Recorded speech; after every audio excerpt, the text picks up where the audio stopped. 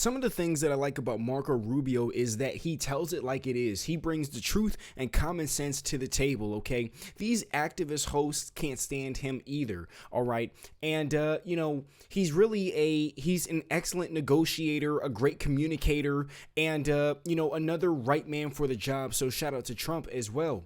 I really believe that in this clip here, he's ultimately giving a masterclass to the small-minded. Drop down below in the comments what you guys think about Marco Rubio. These activist hosts, were not ready for this. It gets pretty crazy. Let's get into the video. Let's go. Like, comment, subscribe. Shout out to the King Squad. Bringing the Secretary of State, Marco Rubio. Mr. Secretary, thank you for joining us this morning. Has there been any contact with President Zelensky since Friday? Well, I haven't had any contact with him since Friday. We have plenty of contacts with him, though. Plenty. I mean, he met in the last 10 days. He's met with the Secretary of Commerce. He spoke to the president on the phone, met with the Secretary of Commerce, met with me, met with the Vice President, met with our special envoy, and then was invited and came over he wanted to come over on Friday to sign this commercial deal. It didn't happen. So there's been plenty of contact with them. I've talked to the foreign minister several times, not since then. And we'll see moving forward. I think the last line in the president's Truth Social post is the one to focus in on, and that is, we'll be ready to re-engage when they're ready to make peace, which is clearly what the president's goal is here. He's trying to get Russia to the table to see if there's a way to bring about an end to this conflict. That's his goal. That's his only goal. That's his centralized focus. And, hopefully we'll get to a point where that's possible. The British Prime Minister said this morning that the United Kingdom and France are working on a peace plan with Ukraine to present to the U.S. Do you know where things stand with that plan? No, I mean, I've talked to both of the foreign ministers of France and the UK yesterday, and I explained to them sort of the events leading up to what you saw on Friday. Look, I think what's really important here is to understand the dynamic. The president is basically saying there's this horrible war. It's been going on for 3 years. It is a bloody stalemate, a meat grinder type war, and he wants it to end. How does it end? It's very simple. The only way it ends is if Vladimir Putin comes to a negotiating table. And right now, President Trump is the only person on earth who has any chance whatsoever of bringing him to a table to see what it is he would be willing to end the war on. Now, maybe their claims or what they want, their demands will be unreasonable. We don't know, but we have to bring him to the table. You're not going to bring him to the table if you're calling him names, if you're being antagonistic. That's just the president's instincts from years and years and years of putting together deals as someone who's in business. And that's the only goal here. Let me just stop you there for 1 second. Why is it a war with no end in sight? Why is it okay to call President Zelensky a dictator, but not, as you say, call Vladimir Putin names? Listen, we've spent 3 years calling Vladimir Putin names. That's not the point. The point that we're at now is we're trying to get the man to a table, the Russians. And I've said from the very beginning, maybe they don't want a deal either. We don't know. But we haven't talked to them in 3 years. But maybe they do. The point is, do we want to make... I would ask everybody this. If there are no negotiations, what is the alternative? Another 4 years of war, another 3 years of war, in which the United States and Europe continues to pour billions of dollars into a war in Ukraine? Is that the alternative? I've asked every foreign minister I meet with, tell me your idea of how this turns out. Most don't have a plan. A few have said, well, let's give them another year of fighting. A year from now, a year later, after another year of death, another year of destruction, then maybe Putin will be ready to negotiate at that point. That doesn't sound like a good plan to me, and it certainly is not a plan the president's on board with. It's not just about getting people... Exactly. What you really are seeing right here is, you're seeing Marco Rubio. He's just shutting this whole thing that George Stupidopoulos, dang, that is one heck of a tongue twister. Oh my gosh. It's George Stephanopoulos. All right. Anyways. All right, yeah. So one thing you see here is that he is not trying to understand where Marco Rubio is coming from at all. Okay, he's over here interrupting him. He's trying to rewrite the narrative, doing everything these woke activist hosts do. Okay, and Marco Rubio is consistently just fierce and articulate and very intellectual and intelligent and addressing everything that's actually going on. Whereas on the liberal left-wing mainstream media, they're trying to still instill fear into the public. At least that's what I'm seeing. All right. But yeah, let's get back into the video. It gets pretty crazy. And yeah, George Stephanopoulos, drop down below your best George Stephanopoulos names. Yeah, and let's go. to the table. It's about keeping agreements that are made. And that was one of the points that President Zelensky was making in the Oval Office on Friday, is that Vladimir Putin has not kept the agreements that were made in the past. Wasn't he right about that?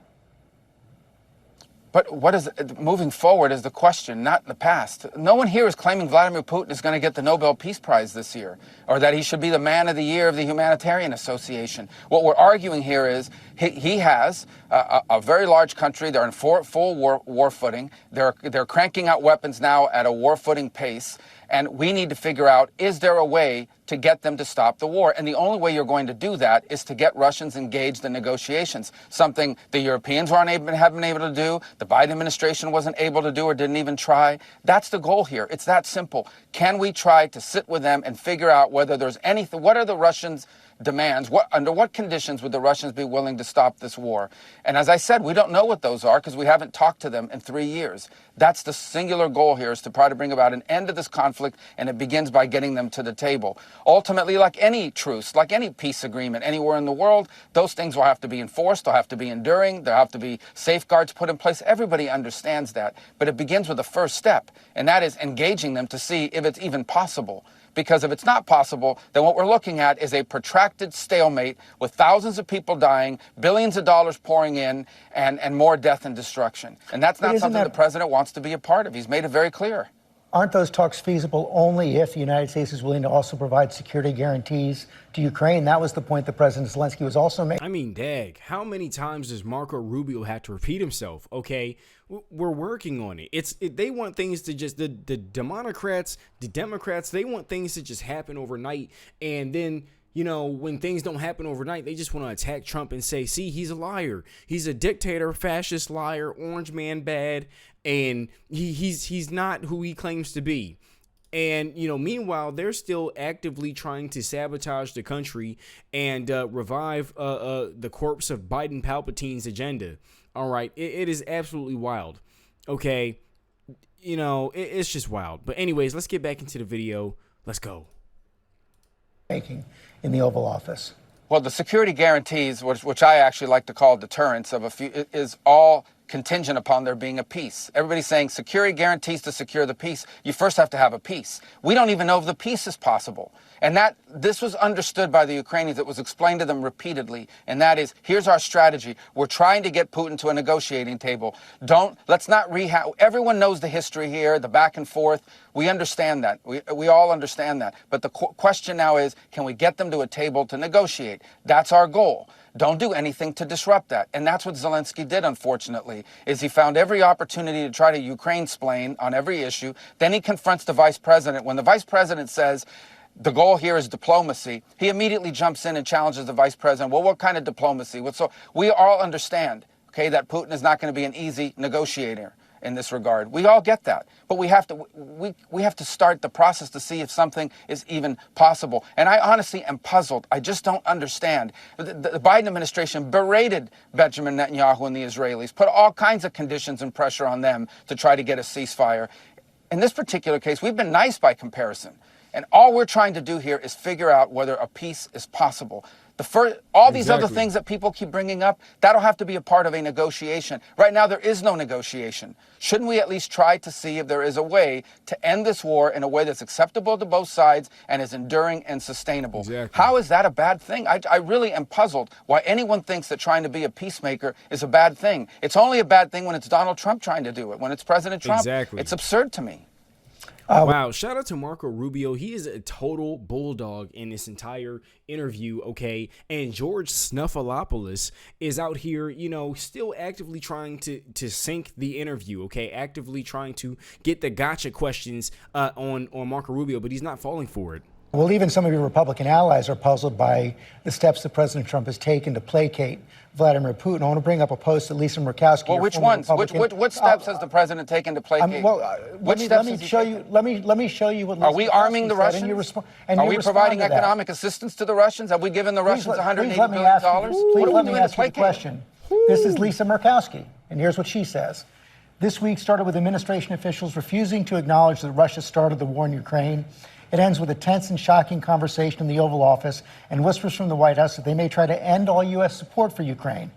I know foreign policy is not for the faint of heart, but right now I am sick to my stomach as the administration appears to be walking away from our allies and embracing Putin, a threat to democracy and U.S. values around the world. Those are not my words. That's Senator Lisa Murkowski. What's your response?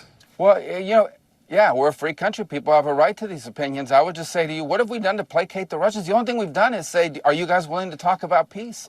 I say the same point. We're not giving them. We haven't given. You voted with North Korea and Russia and you voted with North Korea and Russia and Belarus in the United Nations and against our Western allies. No, let me tell you. All right. So you know what do you know what the United Nations resolution was? I'll tell you if you want to hear what it was. It basically said this has been a horrible war. It's time for it to end. The job of the UN is to bring about peace in the world. I thought that's what the UN was created to do, to stop wars and to prevent them. And that's what the resolution did. Was it antagonistic towards the Russians? No.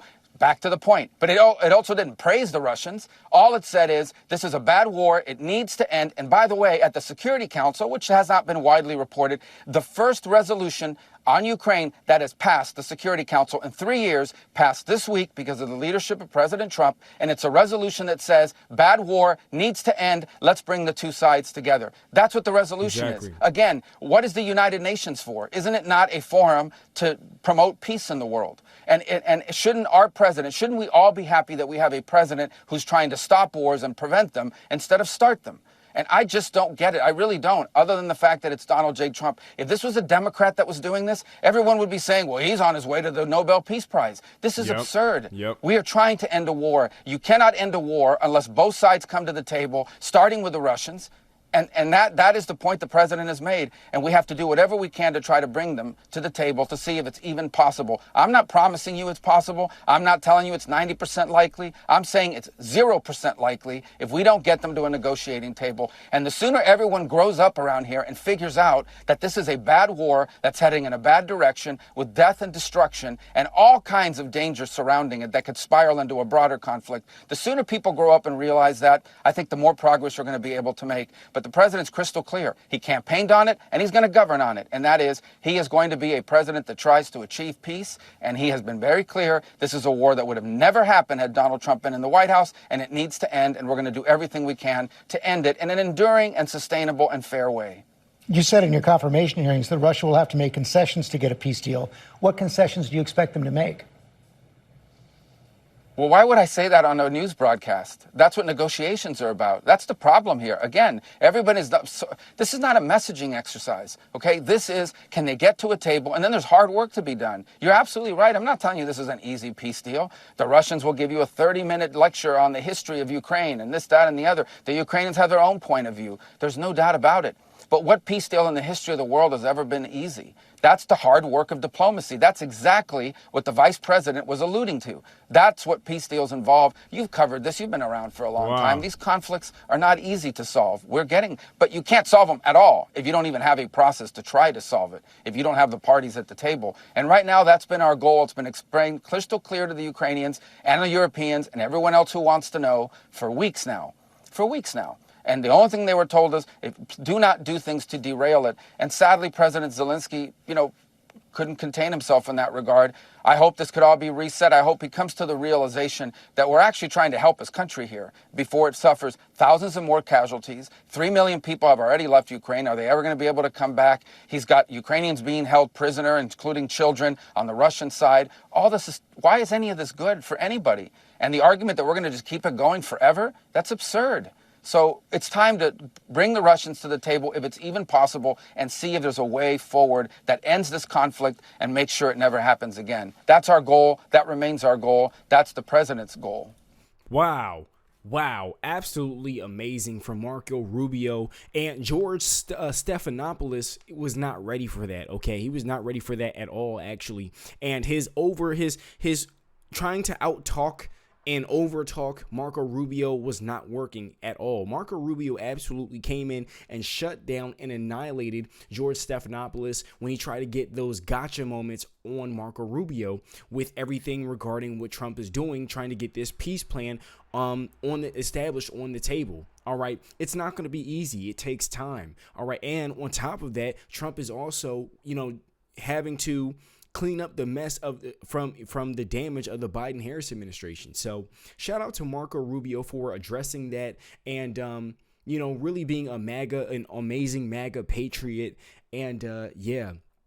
Okay, and you see that the Dems, they're not trying to fix the country. They don't care about America getting better. They just care about, you know, just stabbing America in the back and ruining the country, sinking it. And you can see this with where their priorities are. Their priorities are all over the place. They're smashing cyber trucks in the streets, setting Tesla charges on fire, attacking Trump for every decision that he makes, trying to prove him wrong, acting like they care about the country and the economy, visiting illegal immigrants over in El Salvador.